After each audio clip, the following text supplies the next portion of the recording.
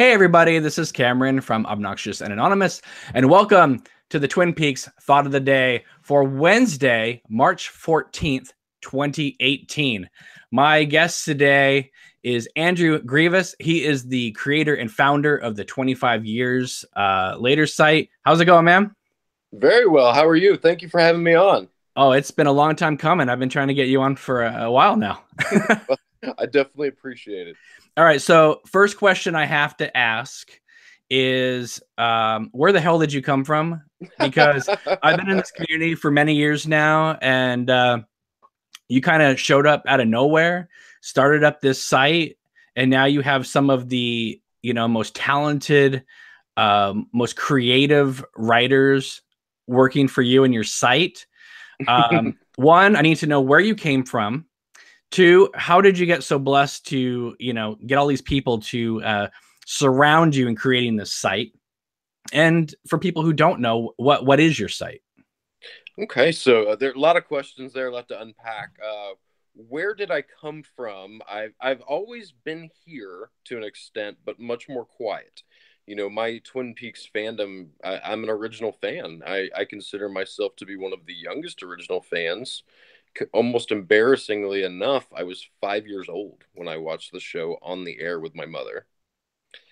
That should explain a lot about my mental state of mind. That should tell you a lot about my personality watching the show as a 5-year-old. But And I'll get pause there real quick. yeah, As a 5-year-old, I don't know if you remember that far back, but as a 5-year-old, what you know intrigued you about the show? Obviously, you're not understanding it on several other levels, but I mean, yeah. what was it? Because for me, I'll tell you, the first thing that got me was the score. So what I remember that grabbed my attention was before the pilot episode aired, there was a series of commercials, and one of the taglines was, "It's a nice place to live, but you wouldn't want to die there." And that scared me senseless. I was absolutely mortified by that commercial. And I remember thinking, I do not want to be in the room when my mother watches the show. However, the night of the pilot, I found myself in that room and I didn't turn back. I obviously didn't comprehend all of the show's complexities, but there was so much that did stick out to me that pulled me in. The dream sequence at the end of episode 2. As a child, you don't understand what's going on, but you understand that it's different. And then the quirky characters. Agent Cooper was somebody that just lived with me forever, and a lot of the haunting visuals and imagery of the show. It's the kind of thing that just stayed with me. And the night of the season 2 finale, I will never forget running upstairs and hiding underneath my bed. And then that night, having the blankets pulled over my head as I was just petrified, mainly of screaming Laura from the Red Room. I remember that night too. I remember looking at the clock going, good God, they only have 10 minutes to wrap this up. What are they going to do? Now, the commercial you remember, the one I vividly remember is the one of the of after Sarah dropping the phone. Mm-hmm. There was an ad on TV that just had that image of the phone cord dropped. Mm-hmm. I don't know if that's the exact one you're talking about, but that's the one I vividly remember. Just through modern technology, I've been able to see a lot of these other commercials that they aired before, and I do know the one that you're referring to, and I'm surprised by how much promotion went into Twin Peaks before the pilot aired. And it's really cool to look back on now that the ABC machine was definitely at least behind it at that point in time, even though they definitely dropped the ball as the show went on. One of my favorite commercials they ever did. It was during season 1, and it was right before the finale of season 1, and they showed Andy, do it in the hallway. Obviously, we didn't know he had shot Jacques Renault at this point, but when he's doing the like that, right? Yeah. Um, the commercial ad said, "Twin Peaks, where the odd get even." I was like, like, okay, I don't know if David's really approving these tags, but all right. Anyway, all right, so you're new, you're an old school fan of Twin Peaks. Season 3 is coming back. you decide then to just start up a site? Is that how simple it is, or what? So I got the itch to do something creative because Twin Peaks was coming back. Obviously I was excited from the time the announcement was made, but a little bit of time went by, and I just kept thinking, like, I need to do something to celebrate this. And I'm at this point in time, I'm a member of the Facebook community and things like that, so I know some of the fans, but I didn't know what I wanted to do. I just knew that I needed to celebrate the show returning. This was obviously a big deal for not only myself, but for many, many people. And at first, my first idea was a podcast. And I started listening to a few additional ones. I was listening to a handful at the time, and I started listening to more, and I realized there was nothing I could do differently than some of these other amazing podcasts that were already out there. And I'm sitting at home one day, and my youngest son was taking a nap, and I'm reading John Thorne's The Essential Wrapped in Plastic. And I started thinking about the mid to late 90s after the show had been off for the air for a few years, and how I used to search those old, like alt.tv, Twin Peaks groups and things like that, just to read anything that I could about the show. And I thought to myself, I should start a site. The kind of analytical work and theories and interviews and those things that I just longed for in the 90s when we were first really going through that hit of, oh, we missed the show and there's nothing new besides, we had Wrapped in Plastic, but that was it. And wait, where were you hanging out where there was a hit of we missed the show?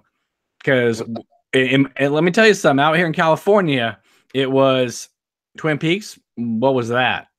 Like, it was, after 92, I mean, even before that, but I'm being kind here. After 92 till about, I don't know, 2004, Twin Peaks was nowhere. I mean, there was nothing about it.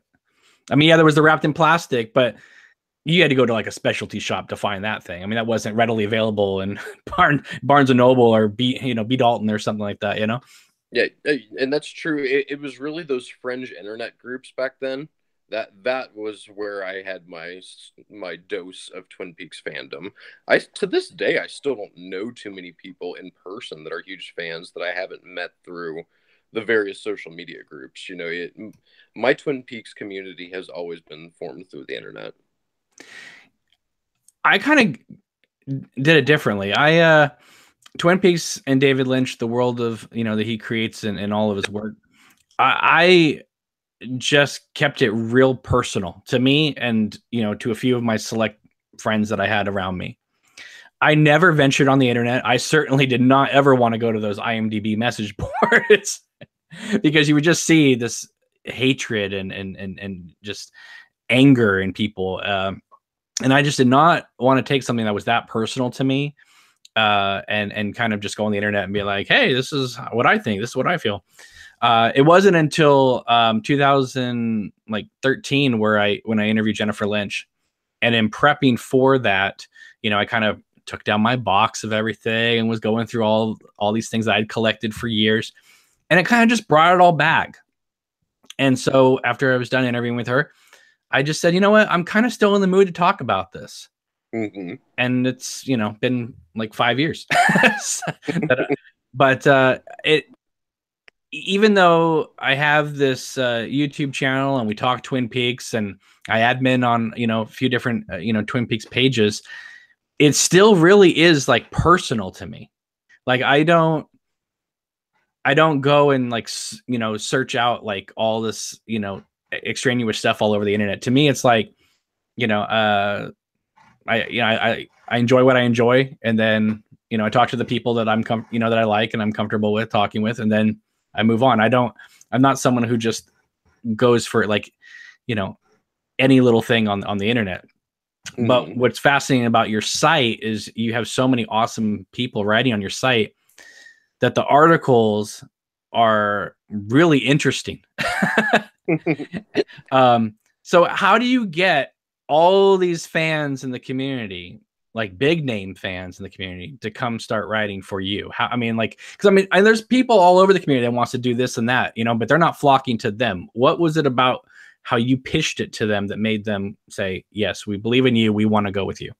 I don't have a good answer to that question. In the beginning, when I first said that I was going to do something, my intention was really just to write my reactions to what I was watching. And I mentioned in a few of these Facebook groups, like, hey, I'm going to do this. Would anyone like to join me? And a handful of people did. And I became friends with those people that way. That was just two or three people. And I'm very fortunate that one of them is still on the site, and he's written a lot of our really really popular theory articles. A series about Judy that came out recently. He did 3 articles on Judy. His name's Brian, and he's been with me since day one. Since then, I think people liked the idea of getting in on something on the ground floor. I think people like the idea of starting something new and being around to kind of be part of the experimentation. And that was the draw for them. So it wasn't so much my sales pitch as people seeing, like, hey, we can create something that we're really proud of. And Andrew's an open minded enough guy to where he's going to give us these creative opportunities. Now, I'm not throwing shade on anybody in particular, but one thing that I really like about your site, about your page, about your Facebook page is the fact that you are very inclusive to a lot of different people's ideas, different thoughts.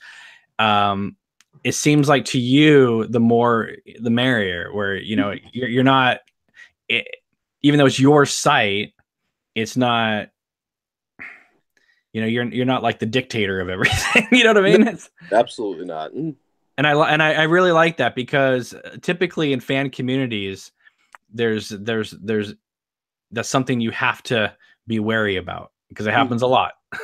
so what, I mean, I'm fascinated by this. So, like, you're starting the site, you got all these people coming to work with you on the site, getting off the ground floor. What steps do you take as a creator, founder, someone who, does do a lot of interviews? How do you keep yourself and I understand this is only a year old site, but how do you keep your site, yourself, everybody else kind of, in a kind of a humble check, where the site doesn't start to get all like big headed and stuff about itself? Like, how do you keep yourself grounded, now having been out for about a year now? Keeping myself grounded, it's just a must. There are a lot of people who've done a lot of amazing work, and I don't view myself or the site as being near that level yet. So there's always more goals. There's always more things to write. There's always more achievements that we would like to have. So staying humble is a must. As far as having all of these people around me and their ideas and not being a dictator, to my philosophy is good creative wins. Is your idea good? It doesn't matter if it's mine or not. If you go through a lot of our regular features on the site and a lot of the things that we do on a regular basis, a lot of them are my ideas, but a lot of them aren't either. And as times went on, the other writers and the other editors have become a lot more comfortable coming up with their own ideas, and they feel free to bring these things up. And it's an atmosphere where we all have the desire to make the site as good as possible, and it's not just me. And I really like that atmosphere, and I think the fan community does as well. Yeah, I think that people are just, they're gravitating towards your site because it is so well written, and the topics are so interesting.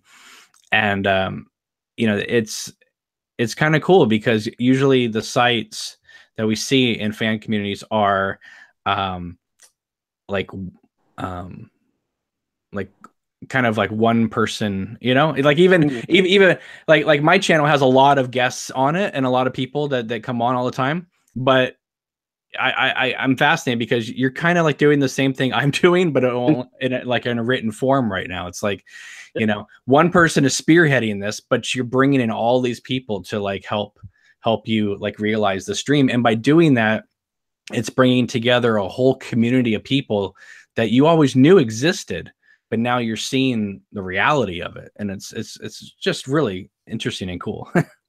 Yeah, something about the Twin Peaks community is we might be a small group of people in comparison to the larger population, but we're very diverse.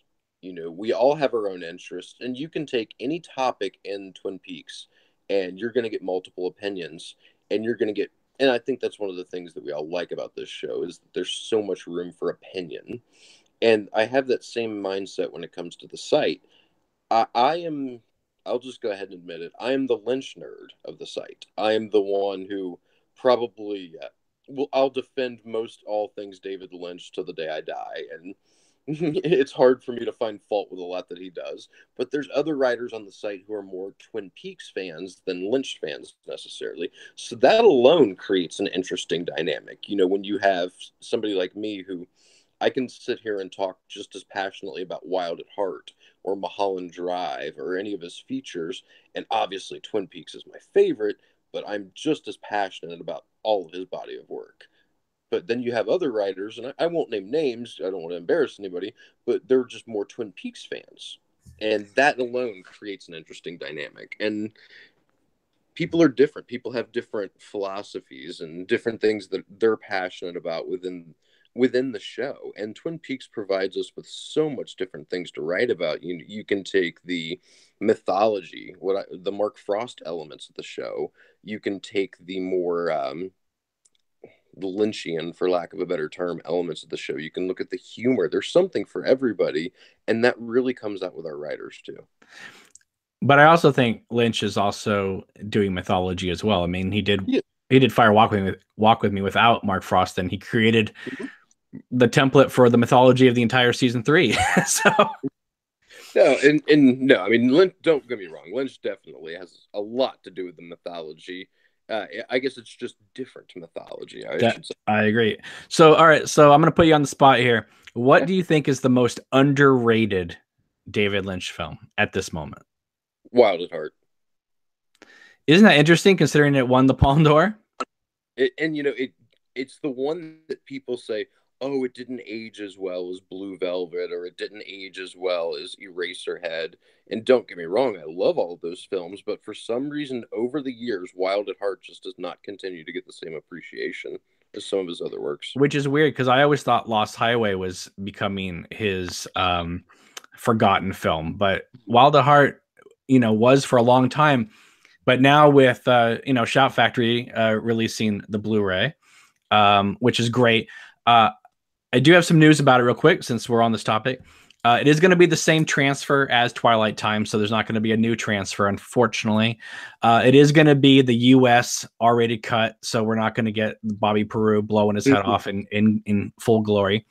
But that's the only difference between what won the Palme d'Or and the U.S. version is 1 second, 24 frames, a veil of smoke that Lynch himself added. So it is, like I said, it is going to be the U.S. cut. However, it has been told to me that that 1 second of footage is going to be in the bonus features, which is ridiculous to me, because if you have access to the footage, just put it back in the movie. But whatever. Good news is that the deleted scenes from the lime green box set will be included. I don't know if they've been remastered to 1080. Because if you remember from the lime green set, they were it was work print quality. So I don't think that Lynch has gone back and done a missing pieces thing with them and cleaned them up with the sound. But it would be, you know, it's just great to have that footage on Blu-ray, even though as a massive fan of that movie, saw it 5 times. I've seen it now 6 times in the theater, but I saw it 5 times on its original original run. Which, by the way, that movie was the original D-Box movie. Every time they lit a match, the entire theater shook. Anytime Power Mab played, your seats would just rumble. It was amazing. But yeah, no, I'm really excited for the second life about it. I remember showing that film to a bunch of college students, and they didn't want to watch it because they were like, we hate Nicolas Cage. And then they started watching it and they were like, wow, Nicolas Cage used to be cool. And I'm like, yeah, Sailor Ripley is pretty cool. Yeah, Sailor Ripley is very cool. But one cool thing about the Blu-ray says they managed to get a new interview, I don't know how long it is, with Barry Gifford, the novelist. So that'll be interesting because he, of course, co-wrote Hotel Room and Lost Highway. Yeah, I'm looking forward to that. And even though it's the same transfer, I only still have it on the original MGM DVD. So I'm looking forward to picking that up. All right. So what do you think? Okay, that's the underrated one. What do you think is the overrated one? Whew, that's a tough one. I've went back and forth with this. Overrated. I know. You know what though? It's funny because it's like we like them all, but now it's like you gotta have to like shift and think about. Yeah, it's hard for me to say because if you would have asked me a few months ago, I might have said Lost Highway, and then I fell back in love with that movie again. Which, by the way, that movie needs a Criterion Blu-ray release. Absolutely. And it's not that I ever didn't love Lost Highway, but if you asked me to sit down and look at his body of work, I might have said that was in the second half of my favorites list. But I fell back in love with Lost Highway again recently, so I can't call that overrated. Perhaps The Elephant Man, but even that feels wrong to say because that's just such a gorgeous movie. Yeah, and it's hard to say overrated because so few of his films have actually been seen by a lot of people. Exactly. I gotta tell you, it's the one that I struggle with is Inland Empire. I just it's I can get about an hour in, and then I'm out. And I saw it in the theater, packed house, believe it or not. But since getting it on DVD when it first came out, like, I mean, I've seen it again since, but it's always been in chunks. Like, I've never been able to just sit down and watch it start to finish. That is a really hard one for me to I'm not talking about understanding or deciphering. I mean, just like it's a hard sit. And I don't know. I don't think it's about the subject matter. I think it's the fact that I think there's a really great 90-minute movie in there, but it's surrounded by, if you take in all the more things that happen, and you're looking at about 4.5 hours worth of material. Oh yes. So I think that if the film had been made on film, it may have been a little bit more focused. But because he was running around with that Sony PD-150, he just, shot, 2,000 hours worth of footage. And, I've talked with people that said, oh, yeah, there was once a, 5-hour cut and, 6-hour cut and this and that. I'm like, oh, God. But they assured me that only David saw those cuts because he knew that nobody on his team would sit there and watch that for 6 hours. There's only so many times Laura Dern can walk down a hallway, right? Exactly. But listen, I know you love David Lynch. Inland Empire, what do you think? I have not watched Inland Empire in several years. I'm definitely due for a rewatch. I had the pleasure of speaking with John Neff recently in an interview for the site and just talking about his experiences with Inland Empire and the shorts that they were filming beforehand really got me in the mood to go back and watch that film. And listening to the stories that he was telling about Inland Empire, I saw a lot of Twin Peaks season 3 in those stories. So I'm due to rewatch it. You know what? I'm gonna. It's funny because before season 3 came out, a lot of us were saying, we hope it's a return to Twin Peaks style and not the Inland Empire style. And in a way, it's kind of both because while it is Twin Peaks on the surface, and it's definitely more Twin Peaks than Inland Empire because you can actually follow the story. That being said, I think that if season 3 makes Fire Walk with Me look better in comparison, and then I think season 3 also makes Inland Empire look better. Maybe not pace-wise, but just in terms of how the story is told. I think that there are elements in season 3 that are just narratively driven, like the Becky and Steven stuff, like Inland Empire, where Mhm. it's a lot of much ado about nothing, and then it goes away. But in a way, I think that season 3 is a continuation of narrative strategies he was trying in Inland Empire. It's so interesting how much you can see from all of his body of work in Twin Peaks season 3. We're sitting here talking about things from Inland Empire that we noticed, but we could just as easily have this conversation about Eraserhead or Blue Velvet or Lost Highway. And that's one of the real stories of Twin Peaks season 3, that it became this magnum opus, maybe not even on purpose, but I think that's just a testament to these things that David believes in and that artistically just really ring true to him, that they organically came out in this 18-hour film. But Eraserhead is only 90 minutes. Mm-hmm. So it's a little easier to digest, and it's kind of singular focused. Well, I think everything's easier to digest than Inland Empire, that's for sure. Right. And I think that I don't know if it was the editing. I don't know if it was just the fact that because he's into this new thing now, which on one hand, it's exciting and it's new and it's different. On the Mm-hmm. other hand, with someone like me who grew up watching his work, I can feel the difference. And that Mm-hmm. is when you watch Blue Velvet, that is a movie that has all the Lynch stamps in there, but everything kind of comes together. And even though things may not be understandable, for the most part it is understandable.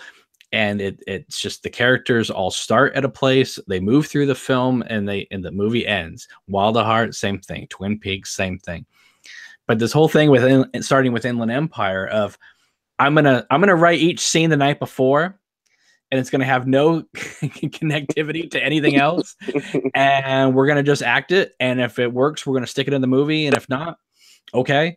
And that continued into season 3 of Twin Peaks, where you can't predict what's going to happen because it is just like thought of the night before or that morning. And and when it works, like in case in season 3, like the Polish accountant, just showing up on the street, like that just comes out of nowhere. Mm-hmm. And yet it becomes a great scene because of the way it's paced and the way it plays out. It's wonderful. Then there's other things where you're like, it comes out of nowhere, and you're left scratching your head like, okay, I get it, but there was no build up to this whatsoever, so there's no real like, it just kind of comes out of nowhere. Whereas it's like there's a balance, and I think when it works well. But I think for the most part, I mean, I know Lynch is an artist that just keeps moving forward, but for me personally, I really love 86 to 92 David Lynch that figured out a way to walk that line between realism and surrealism so perfectly, that sometimes you didn't know which one you were in. Whereas Mm-hmm. like starting with Lost Highway on, it seems like maybe a little bit of Firewalk with Me too, but mostly starting with Lost Highway, the idea of, the dreamer lives within the dream, is inside the dream and lives within the dream. I mean, that's been a thing that's recurring for 20 years now in its work. I think you're right, though. Like, you can definitely pinpoint Fire Walk with Me as the beginning of a Yes. lot of those changes, and it didn't really hit us over the head the way it did in Lost Highway, but you can see that starting to change in Fire Walk with Well, Me. because you have the two stories. Mm-hmm.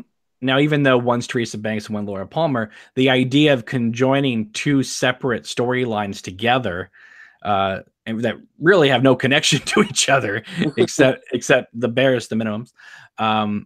Yeah, Fire Walk with Me was the bridge. Just like Fire Walk with Me is the bridge between season 2 and season 3. Yeah. It, I think you're definitely onto something here, and this might even be an article that I want to write at some point in time. But just kind of the evolution of his career. You mentioned the Blue Velvet time frame through the Fire Walk with Me time frame, and just kind of seeing how Lynch as an artist was starting to change. But those films in that time frame definitely had a lot in common. And then starting in Lost Highway, this whole progression began. Whereas Mulholland Drive was certainly different. It was perhaps more understandable than, I mean, well, definitely more understandable than Inland Empire, which is challenging on a good day. But a lot of those themes and patterns really were starting to begin there. I would say Mulholland Drive is accessible because of its origins as a TV pilot. Mm-hmm. If it had been conceived as a film from start to finish, I don't think Mulholland Drive would have been the way it is now. You know, because he obviously he started as the pilot and then he figured out a way to bring it all together as a film. If he knew he only had 2.5 hours to do it, I don't think he would have been setting up all that stuff. You know, but you know, Lost Highway, Mulholland Drive, Inland Empire. That is the trilogy of somebody turning into somebody else and all hell breaking loose. So. Yeah, you know, it's fascinating stuff. As for overrated for me, what do I think is for him overrated? You know, like I said, I would say Inland Empire, but nobody rates that film. So, let's see, overrated.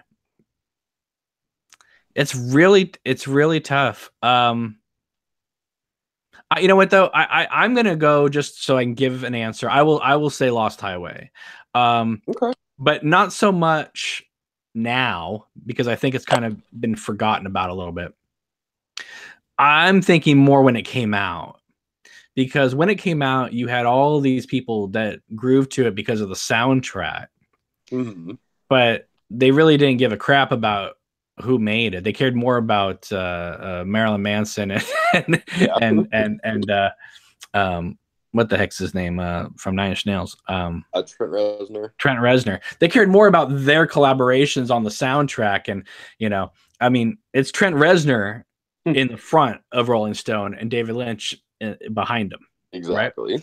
Right? I still have the Lost Highway marquee though from like the theater. It's kind of cool. But no, I mean, I like Lost Highway? Yes, I do. I own it twice on Laserdisc. You know, I don't own it on DVD because all the DVD prints apparently are terrible. But it is something I want to get on Blu-ray. It's a film that I will never tell somebody it's a bad film, because I think I enjoy watching it and this and that. To me, I think the circular structure of it, which is fascinating to a lot of people. I think in a way the circular structure, while it works for the film, I think one problem with it is it's circular. And so it almost seems like the content within the film don't matter because it's just one big, it's just like, okay, well, all right, it keeps going. And it didn't knock me over the head where I thought Blue Velvet, Twin Peaks, Wild at Heart did, where you left the theater like speechless. Lost Highway just ended, and I was like, cool. Yeah, I definitely agree with you. It didn't have the same emotional impact on me that a Blue It's cold. It's a cold movie. It's a cold movie. And I think Mulholland Drive, it all depends on what you want in a movie, but Mulholland Drive I just like because the characters are warmer, there's more humor. But again, if you think Lost Highway is cold, you ain't seen nothing yet with Inland Empire.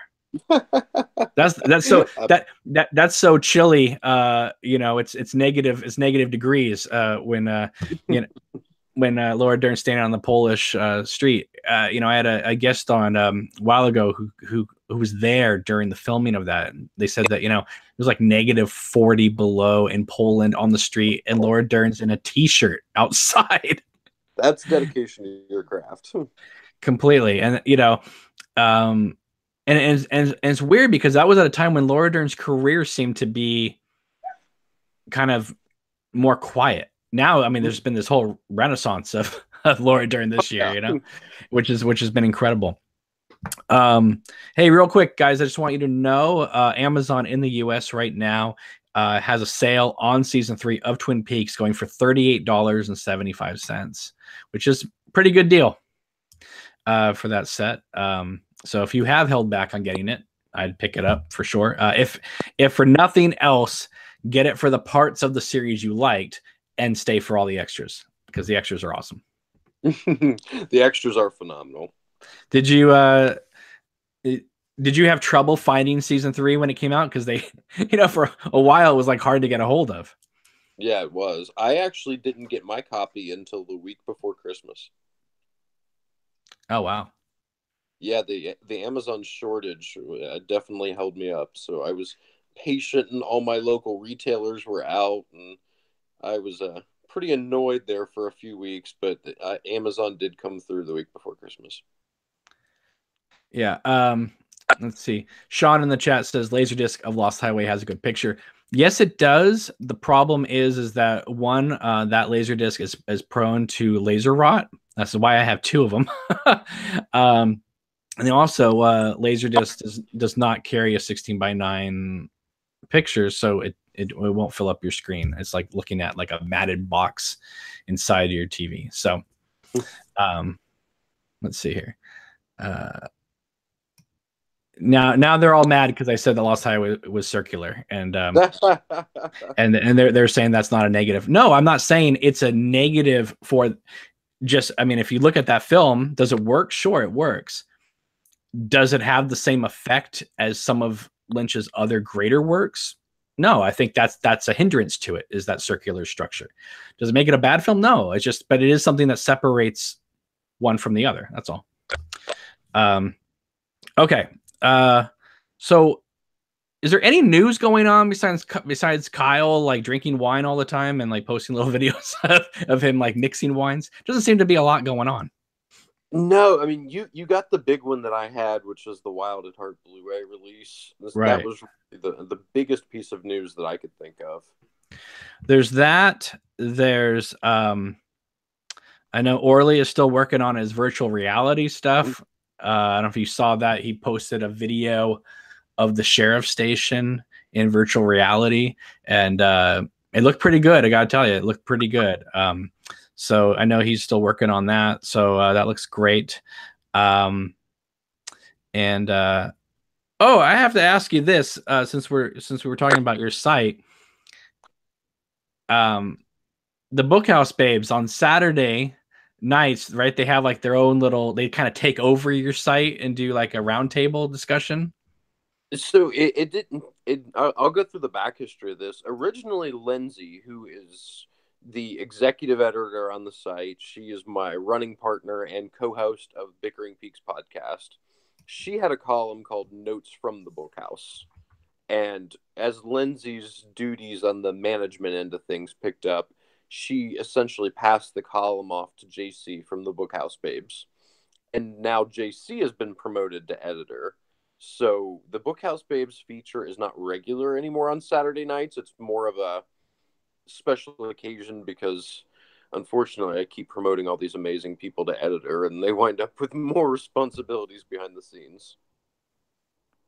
That's amazing. You got all these people working for you. I got people that show up and like they guest on my podcast, and then they go away, and then they come back.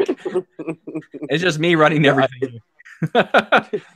So it is crazy. There's over 25 of us now. Wow. Well, tell some of them to contact me. I need help over here.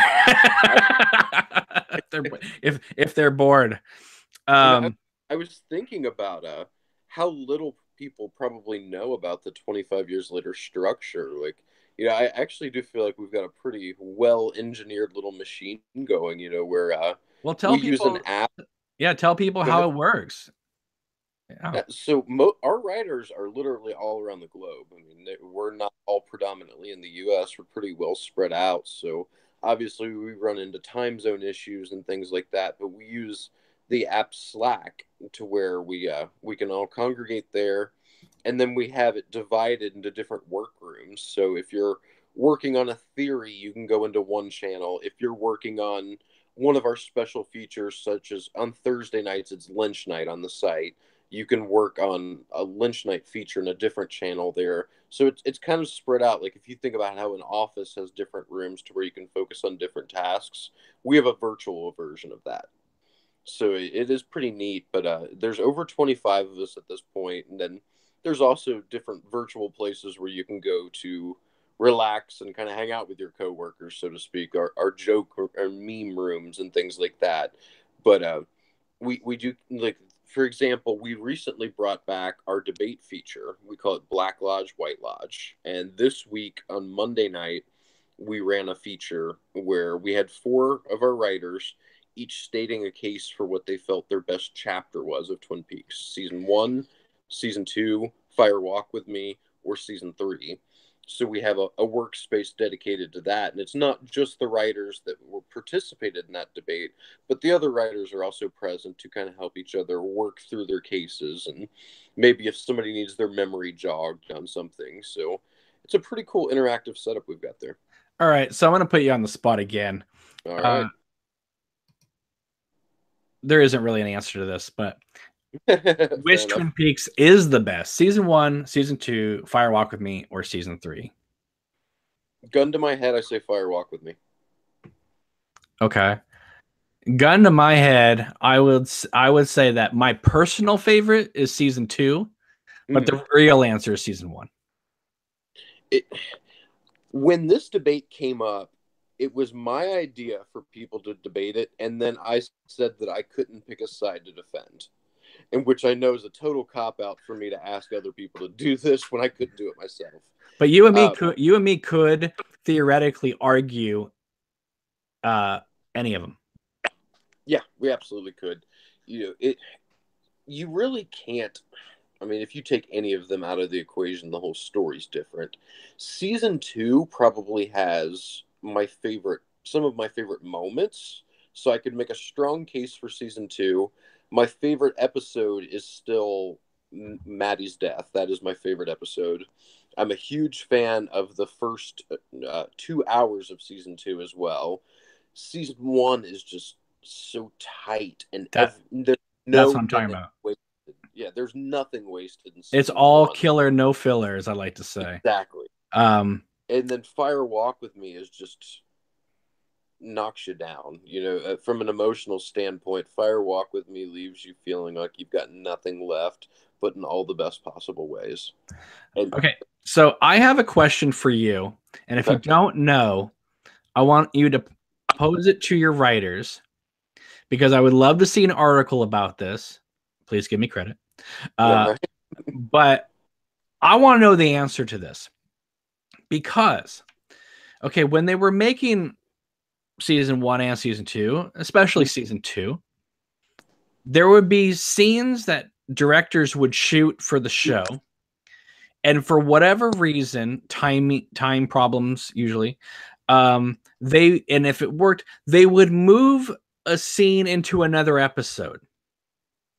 So if, I don't know, Leslie Lincoln Glatter directed a scene over here and it didn't fit, they could move it into another episode, a later episode, and there it is. But that other, let's say Uli Adele or something like that, would get credit for a scene that Leslie Lincoln Glatter directed, because it would just get moved over to his episode or something like that.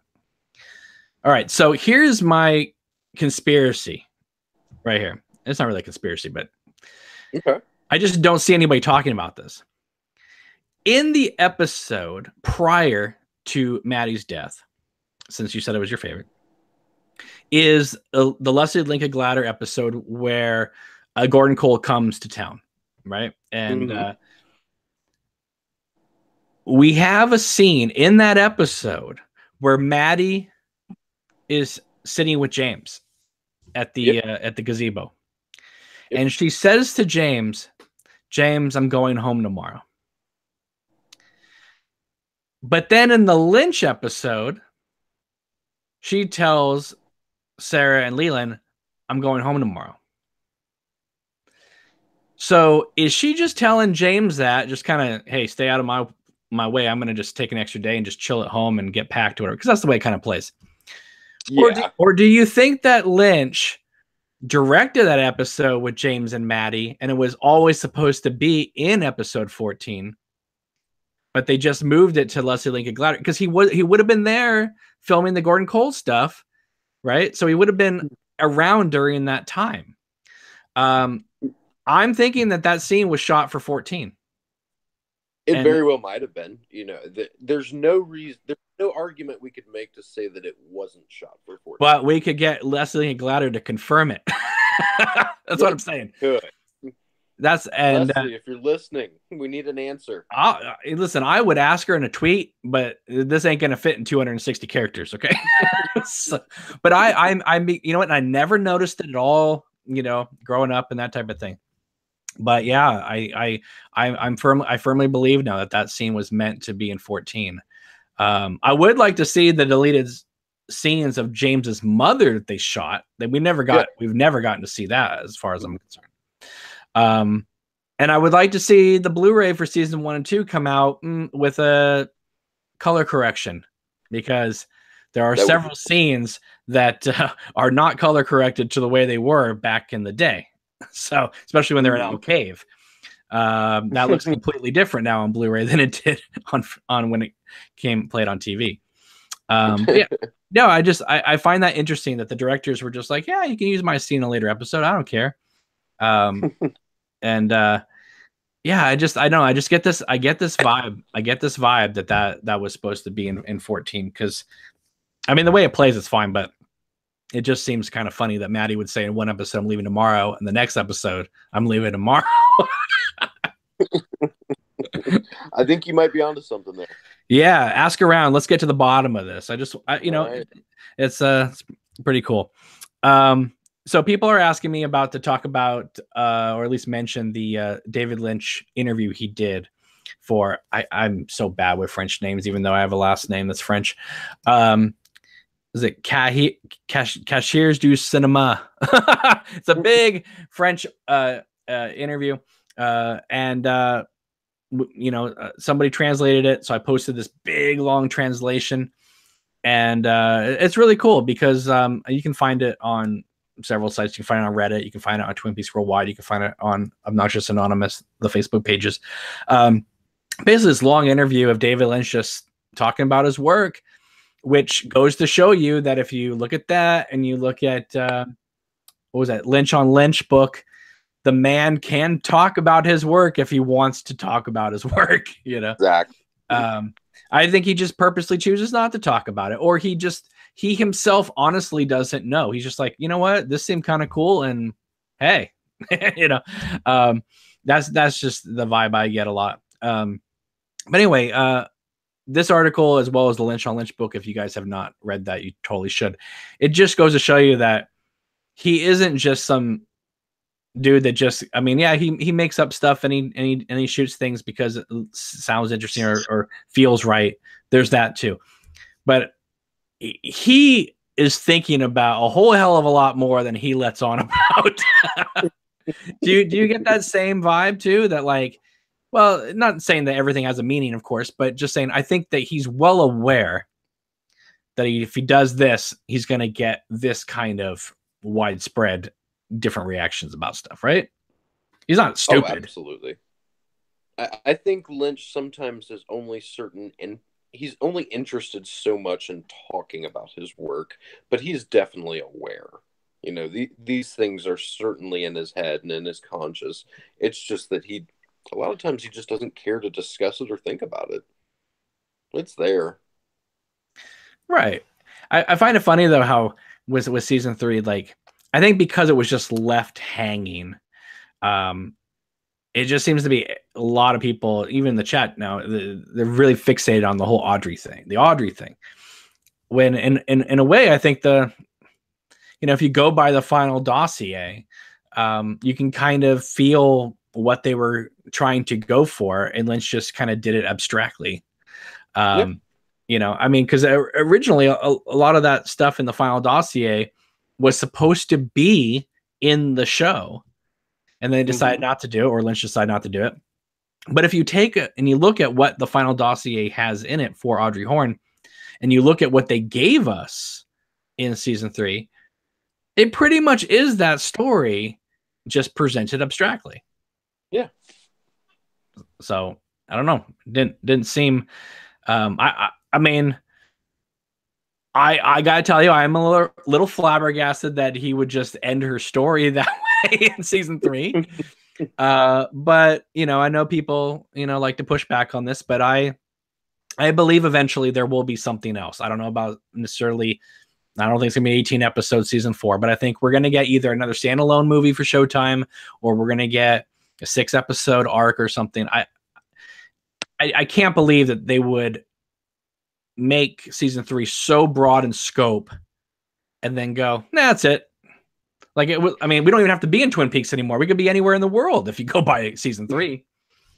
I've thought long and hard about whether or not there would be any kind of continuation. And at first I was absolutely convinced that there would be. And then I moved to maybe it will be a 2-hour film where Cooper is the central star. And now I'm in a place where I honestly just don't know. And I think that's me just still trying to internalize what we saw in season 3. And it's so dense and there's so much to it. No matter how solid I feel about a lot of the theories that I have or my beliefs about the series, they're constantly evolving. And that to me says that there's probably more. I need to sit down and watch these 18 hours again. And I don't think that I've possibly grasped everything that Mark and David wanted us to get out of these 18 hours. And therefore, I'm not sure if there will be more or not, because I don't know if I've fully comprehended everything they've already gave us. Well, people didn't think there'd be anything else after Fire Walk with Me. And we got, it took a while, but we got something. Yeah. I just think that if season 3 made Fire Walk with Me look even better to a lot of people, then I think another standalone movie or a season 4, even shortened season 4, will make season 3 better to a lot of people. I think a lot of people were upset that we barely got Agent Cooper because he got stuck in that holding place as Dougie for so long. Yeah. But if you get a season 4, if we do get a season 4 or something of that nature, then people, I don't think, will be so harsh on season 3 for those aspects, because they'll see it as a bridge. So no, I definitely agree with that. It makes me wonder what story Mark and David would want to tell in a hypothetical season 4. And I think they're both open to it. I think that I know Showtime's open to it. They definitely open to it. Yeah, they're like, we can't do these pop-up shops for Homeland anymore. We're gonna Exactly. I'm going to go on a little tangent here. There were so many people and so many media outlets that tried to go on and on about how Twin Peaks was not successful, and I call BS on that. Twin Peaks was as successful as it possibly could have been for that network, and if you don't think that Showtime made a ridiculous amount of money off Twin Peaks, I don't know how you interpret the entertainment business. But do you think though that Showtime has lost, like, okay, because we got articles saying, oh, they gained like 1 million subscribers.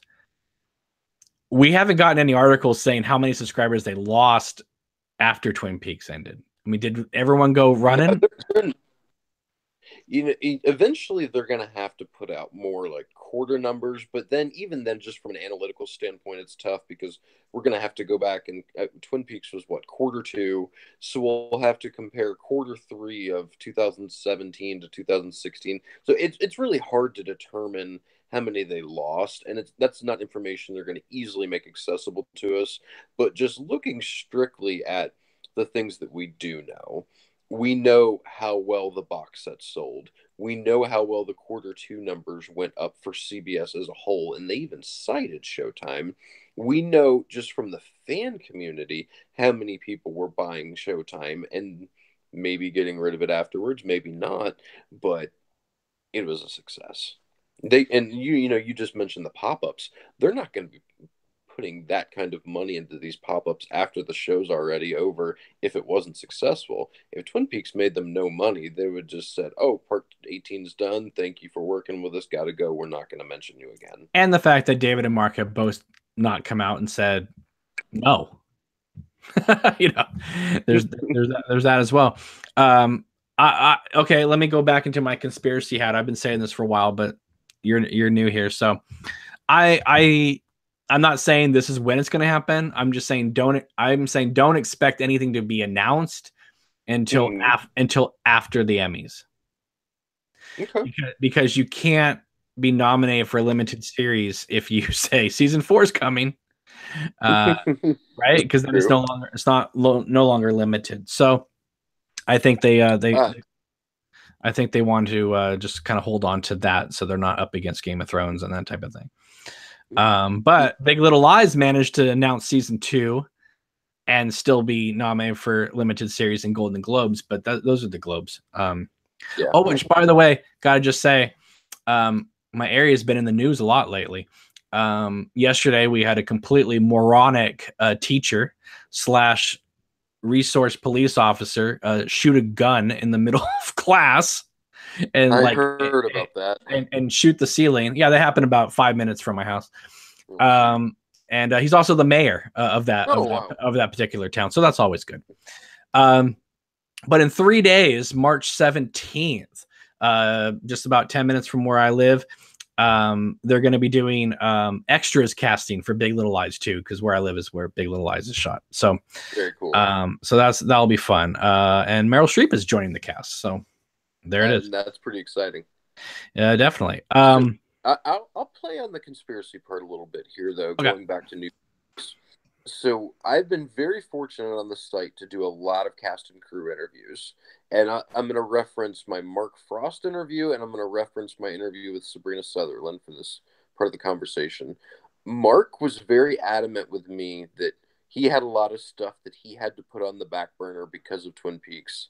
And I think for him, it was okay, cool, I'm going to do these things, but I'm definitely still open to it. One question that I asked him was if he viewed his second book as an ending to the story or as something that could just theoretically serve as an ending.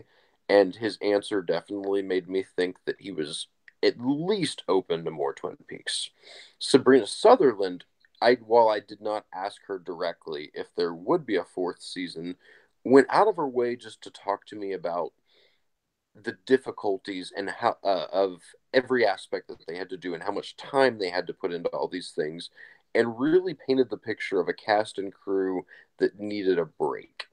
So that to me says that, yeah, there could definitely be more Twin Peaks, and I think everybody really enjoyed the process, but they just might physically and mentally, spiritually, emotionally, however you want to look at it, need time before they can really dive back into that world. Well, that's what happens when you do 18 hours as one thing.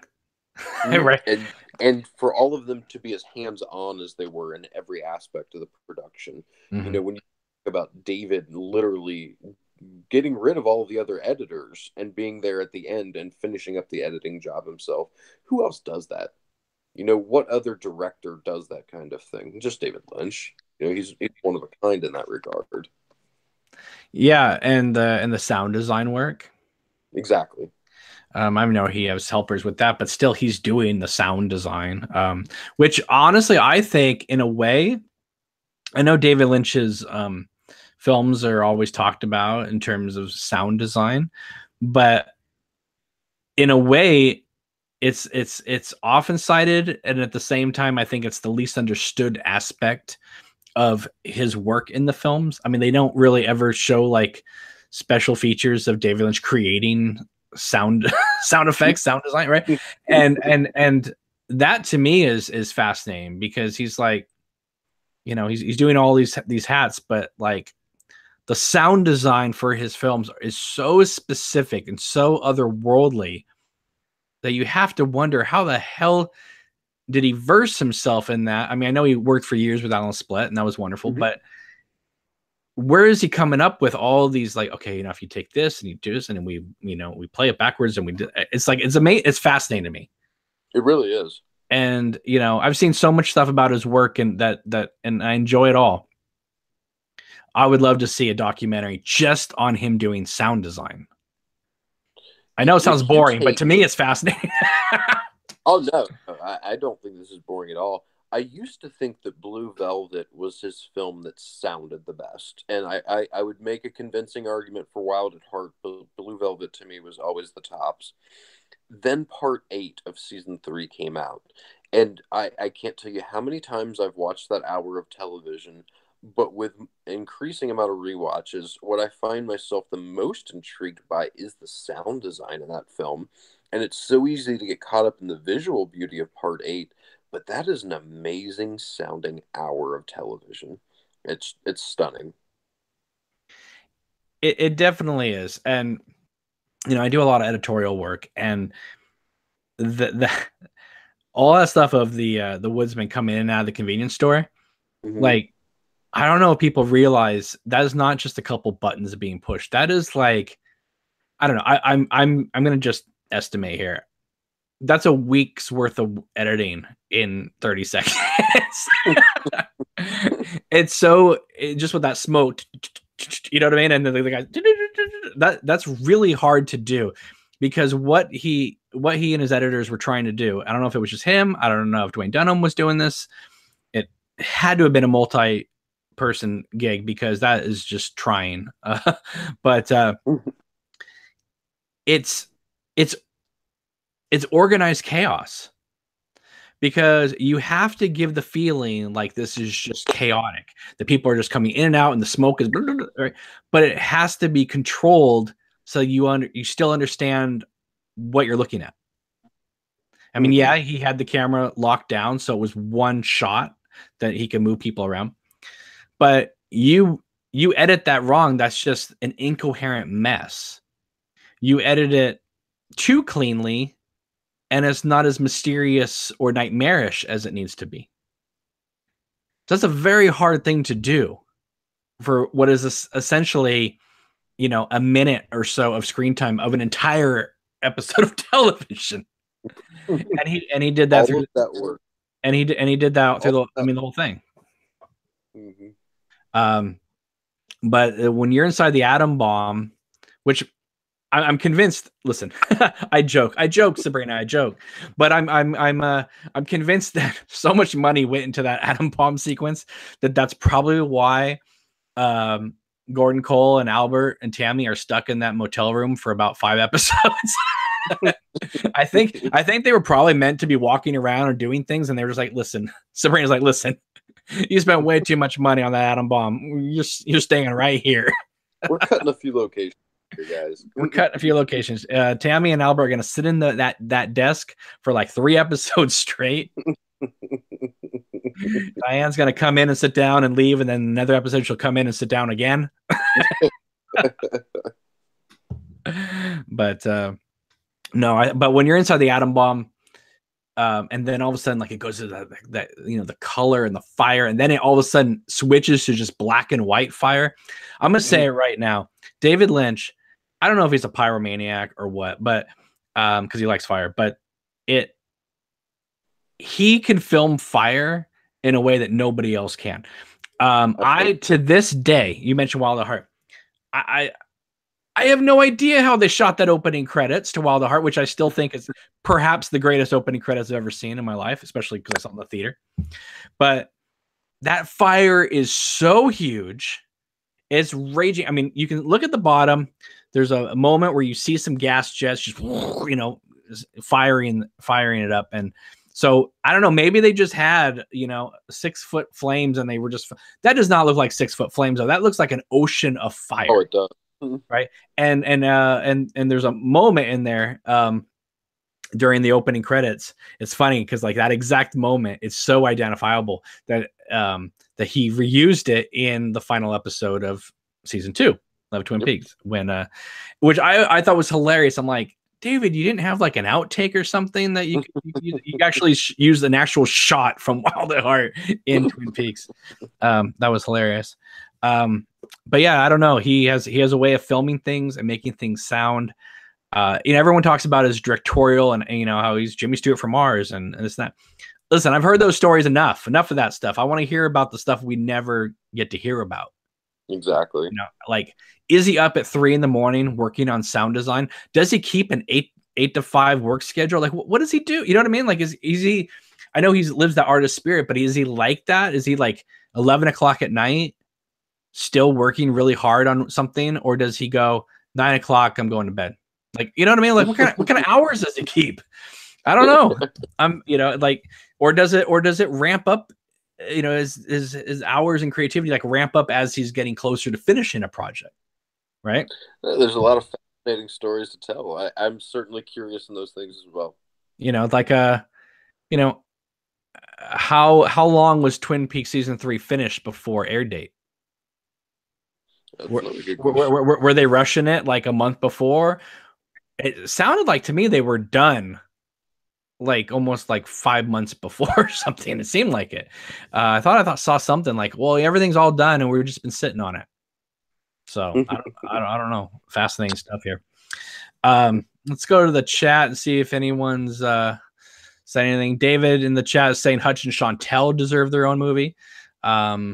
Just watch any Quentin Tarantino movie with Tim Roth. Because Tim Roth and Jennifer Jason Leigh coming off The Hateful Eight and then showing up in here is quite funny. Simon says all of his works explore the spectator's relationship with the work. He's always implicating the viewer in the work, exploring and manipulating the experience. The work is an extension of that process. I would say that's just kind of a Hitchcockian technique of cinema too, is show someone looking, show what they're looking at, cut back to expression. I mean, there's no difference between Jeffrey in the closet in Blue Velvet and Jimmy Stewart in Rear Window, looking across, except the fact that Dennis Hopper is throwing out curse words. Yeah, Dennis Hopper. Exactly. Let's see here. They're talking about Diane yelling F you to everybody. Remember, people, Diane did not say F you to everybody. That was the Tulpa. That's not an interesting addition. Diane, the real Diane, was not running around telling everyone to F off in the FBI office, okay? Oh, my goodness. Okay. Another article you talked about was character extras in Lynch's work, the silent character extras in Lynch's work. This was an intriguing just idea for an article, because it was something that I never really considered. Yeah, so that's part of a new series that we're running on Sunday mornings called Favorites. And the only parameter is that sometimes people pick 5, sometimes people pick 10, but it's just something that you're really passionate about in Lynch's works. And that the author of that particular article you're referring to was Lindsay, and it was really cool. And with this favorite series, I do think that we're going to have a few outside the box topics like this come up over the next few months that I hope are good conversation starters. I'm going to throw out to you guys in the live chat right now. What are some of your favorite silent characters in Lynch's work? Because even ones that I go, oh, that's a good one. No, they talk. Like I love the old man standing in the back in Wild at Heart with the with the cane when they're telling Marietta that Johnny has left, and he's just standing there in the background of the cave, and then what's his name? Santos says, everyone leave. And the guy goes, me too. But he speaks. So he speaks, yep. But he's perfect in the background. I'm curious to see what you guys think about that while we are moving on here. Just want to give a shout out to Richard Austin. He's a contributor over at Twin Peaks Worldwide as well. You see him all the time on Twitter. He does the What the Haiku is about Twin Peaks. It's like everywhere right now on Twitter. He's continuing the haikus, which is great, but I just want to congratulate him. Him and his wife just had a baby girl, a Shanna or a Shauna. I'm not sure. But that is great news. Keep going, Richard. I really appreciate all your hard work and work as well.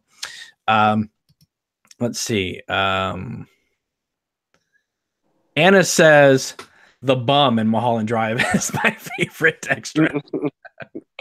And speaking of Anna, good. Yeah, it's hard to argue that one. It's hard to argue that. Yeah. But speaking of Anna, I just want to give a shout out to her as well. She did this amazing article talking about the film that I'm working on, Queen of Hearts. It was called Twin Peaks Fans Everywhere, Listen Up. I posted it all over social media. I just posted it on your site, Andrew, the 25 Years nice. Facebook page, so people check it out. She did great job talking about how the Twin Peaks community kind of came together and is helping me, help raise the money to do the film, and they're helping me, make the film too. In many ways, helping me wherever they can, however they can, wherever they live. Because I'm sure that the Twin Peaks community is far and wide You know, I talk to people from all over the world now, and it's truly incredible to like have like friends like all over the globe that all share the same love. You know, one thing I think we should kind of wrap this up about is, listen, you work really hard on your site. You have amazing people work on your site. I work really hard on this YouTube channel, and I adore working with all the people that come on and help me out here. Let's talk about this idea that seems to be a novel thing in fandom, but the idea of, you know, two huge sites that just love David Lynch's work, love Twin Peaks. The idea of groups like ours joining together and like, you know, making the fan experience like not like a segregated, well, you know, oh, you like this site or you like this site. How about we all like everybody's sites? Yeah. Like is that something that's important to you as it is to me? Because it seems like it is. Yeah, absolutely. And, you know, really from day one, I've tried to have that motto of everybody's welcome. And, you know, it's not a competition between various projects. It is a solidarity thing. And how can people help one another? You know, we have a few podcasts that we consider to be partners of ours, and various Facebook groups that we consider to be partners of ours. There is no competition. It's all a bunch of people who are interested and have the same passions, and you should work together to create a more inclusive experience for everybody. I completely agree. I think to me, I don't know. You know, before season 3 started, you know, I just did my show on my channel, and you know, and had great time doing it. But as season 3 started kind of ramping up and getting ready to get started, I don't know, I just started going, I want to talk to like as many people as possible about the show, you know. And so I just kind of opened it up and I started bringing people on, and I just felt like this channel and the show really, like, you know, blossomed in an amazing way. Not that I was against it before at all, but I don't know. You know, Twin Peaks wasn't, dare I say, it wasn't really popular at that point. I mean, we'd have like, you know, a few hundred views, but we would go from a few hundred views to when season 3 hit, we were getting like 18,000 views on an episode. So it changed. And so we wanted to change with it. And, you know, just, I wish that the people that I worked with on a regular basis on this channel, like, lived in my town. Like, that would make me so happy. But you know, we have to settle for Skype calls and Google Hangouts at all hours of the night. So, you know, that works too. Like I was mentioning earlier, most of my writers don't live anywhere near me. You know, there's a few. I'm in Eastern Standard Time, and there's a few that also are in that time zone, but most of them are not. You know, and we have to do the math. Like, is so and so awake right now because they're 5 hours ahead or 3 hours behind?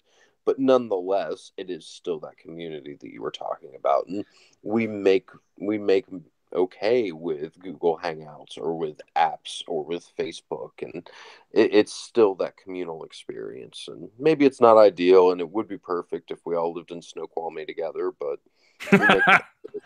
not with the prices they're charging now up there, I'll tell you. Yeah. But excellent segue, Andrew. Excellent segue. I will be in Twin Peaks a week from now. I will be in Snoqualmie and North Bend a week from now. I will be there for about a week. It's actually going to be the longest I've ever been up there. The longest I've been up there is about 4 days. So I'm doubling it on this trip alone. So that'll be exciting. I plan on doing, you know, lots of little videos up there. I'm going to be meeting with a lot of people up there to see just how much of Queen of Hearts I can film in and around that area. So this trip is going to determine a lot of like where is exactly the film is going to be shot, because I'm hoping to shoot it this summer. That's the plan. But you know, my original plan was to shoot it all up in the Pacific Northwest, and that still is my ideal plan. But it all depends on the actors and who I cast and their availability. And, you know, so I may have to shoot certain elements up there and then, you know, other parts, other places. But, you know, while I do have a budget for the film, it's not, you know, big like a Hollywood budget. So I can't be like flying actors like all over the globe. You know, so I have to be very careful about, you know, who I cast, where I'm shooting. So I'm going to go up there. I'm going to check out a bunch of locations, meet up with a bunch of people and see what is doable up there. What can I do?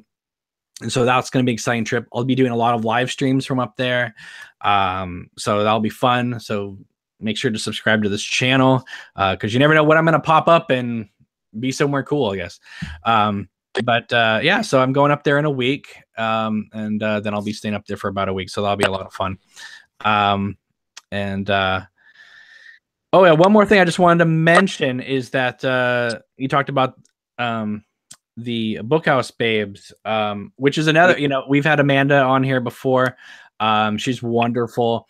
And I was glad to see that the community was very very cool with the idea that because one thing that she talked about when she was on the show was that she reached out for Kyle saying, hey, you know, this Bookhouse boys, can there also be like Bookhouse, you don't know, or can girls join, or can girls be a part of this? And he, I think, responded back like, yeah, Bookhouse Babes or something like that. So that was kind of a cool thing. And so, you know, they've been so wonderful to us. And, you know, I just started thinking, I was like, you know, yeah, there are the Bookhouse boys up there in Twin Peaks, but you know what? There'd also probably be, if there's a secret society of that, then there's probably a secret society of women doing their thing as well on this other side. And so I just thought, you know what? I looked at the script and I was like, you know what? There is an element in there where we can have that kind of representation in the film, and I think it would be really cool. And so I just posted on Twitter, on Facebook that yeah, you know, the Bookhouse Babes, it's not going to be just a Twitter handle. I'm gonna at least make it in my own head, you know, official canon in my own head of the idea that there are women that work alongside the Bookhouse boys. And I was amazed that like there was a lot of people like in support of it, and there wasn't like, it just goes to show you just how awesome the community is. There isn't like, well, that's a dumb idea. It's like people are like, that's really cool. I was like, all right, cool. I'm glad people are responding to it, because I think it just, you know, one thing I love about the works of David Lynch and Twin Peaks is that we're all so different people, and yet we can all come together and love the same thing. So.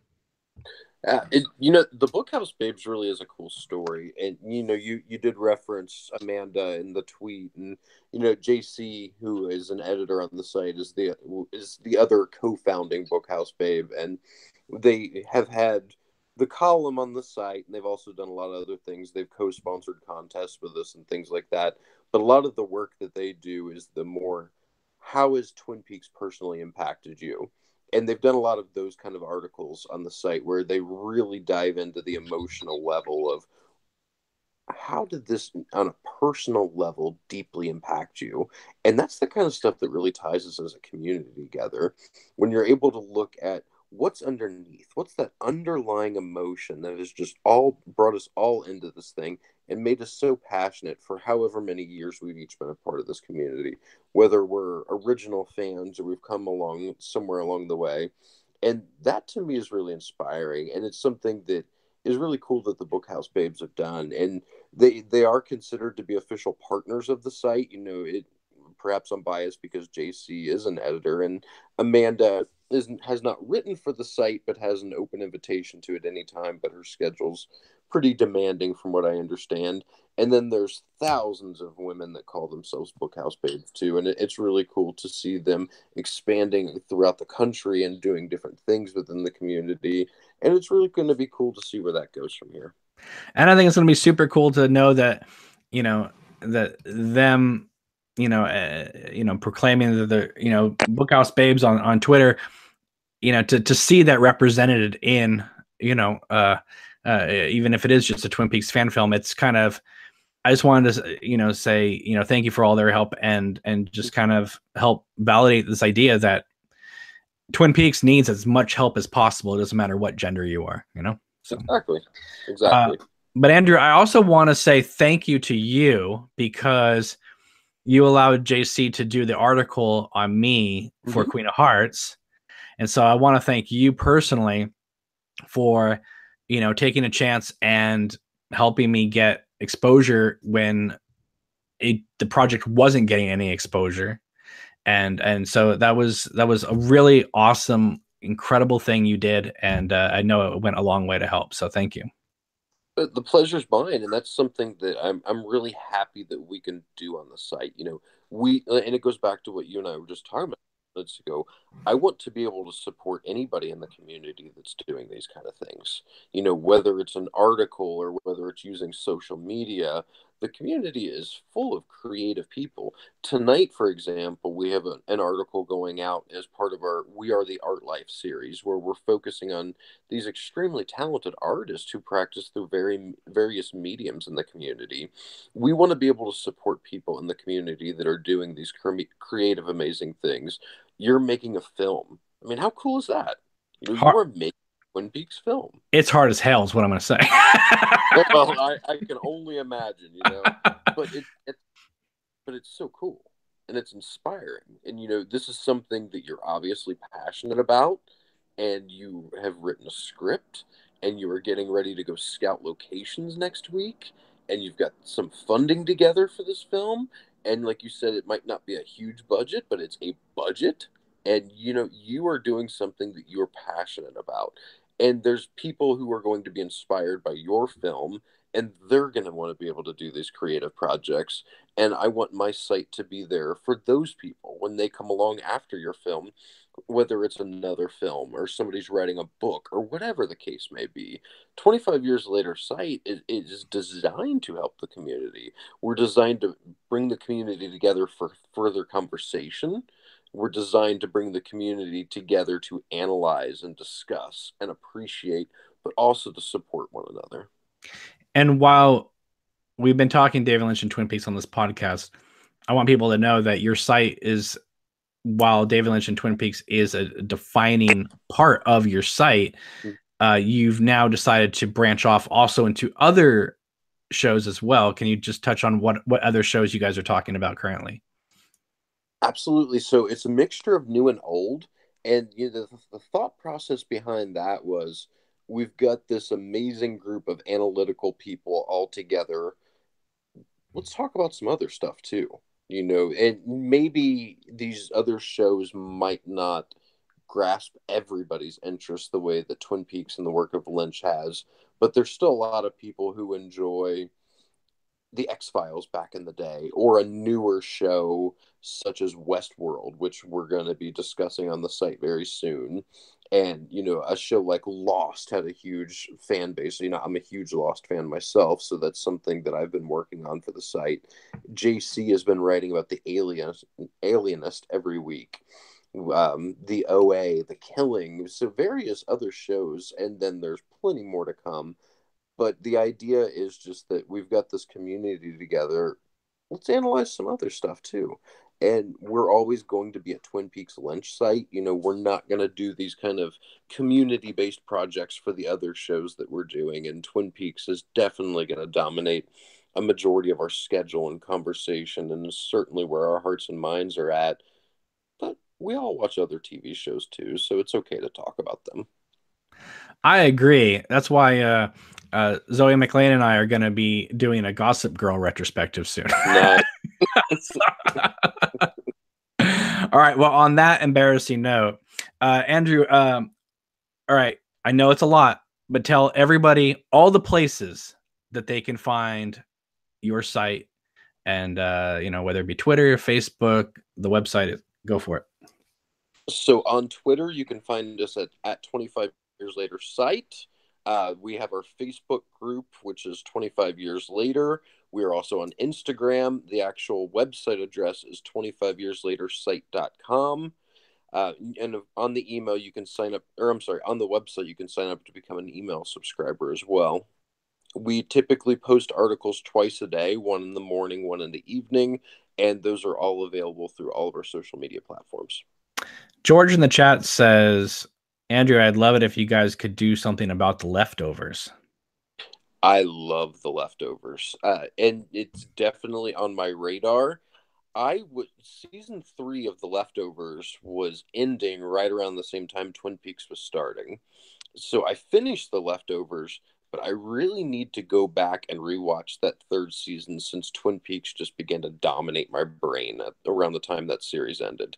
I stopped So watching. before I start writing on the leftovers, I need to give it the attention it deserves. I stopped watching everything when Twin Peaks started. Like, Exactly. I watched one episode of Game of Thrones. And I said, I can't handle this now. Like, I have to wait. So I need to give the leftovers season 3 another look before I start doing some analytical work on it. But I love the series.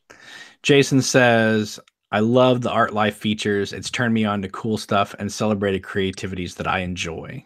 So awesome. And I'm really happy to hear that. We about a half hour ago, our latest one came out, so I hope you check it out.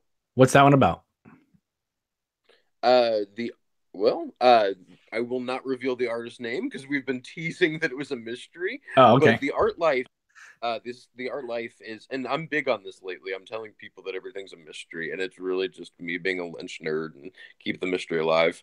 But the art life is every 2 weeks, every other Wednesday, we feature a different artist in the community, and we talk to them about some of the work that they've been doing lately, some of their inspirations, and of course, we talk Twin Peaks. But it's really just a spotlight on the artist.